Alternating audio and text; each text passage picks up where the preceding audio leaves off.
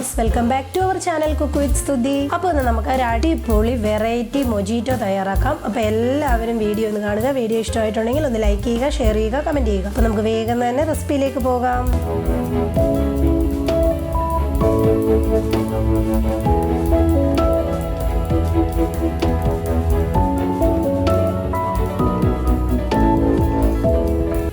തയ്യാറാക്കാനായിട്ട് തുടങ്ങാം. അതിനുവേണ്ടി ഒരു ജ്യൂസർ ജാർ വെച്ചിട്ടുണ്ട്. അതിലേക്ക് ഞാനൊരു വലിയ നാരങ്ങ ഇതേപോലെ ഒന്ന് പിഴിഞ്ഞെടുത്തിട്ടുള്ളതാണ്.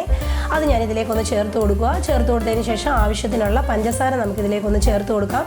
അതിനുശേഷം ഞാനിതിലേക്ക് 1 കപ്പോളം ഉള്ള നല്ല തണുത്ത വെള്ളമാണ് ഒന്ന് ഒഴിച്ചു കൊടുക്കുന്നത്. അതിനുശേഷം ഞാനിതിലേക്ക് ചേർത്ത് കൊടുക്കുന്നത് ഇതേപോലെ ഒരു ചെറിയ കഷ്ണം ഇഞ്ചിയും ഒരു ചെറിയ കഷ്ണം പച്ചമുളകും കൂടെ ഞാനിതിലേക്കൊന്ന് ചേർത്ത് കൊടുക്കുക.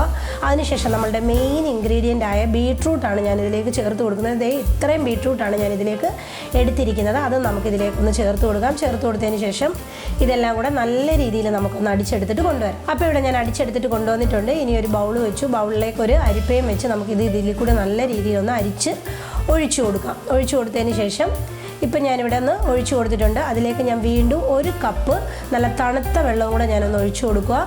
ഒഴിച്ചു കൊടുത്തതിന് ശേഷം ഞാനിതിലേക്ക് ഒരു 3-4 ഐസ് ക്യൂബ്സ് ഒന്ന് ചേർത്ത് കൊടുക്കുക.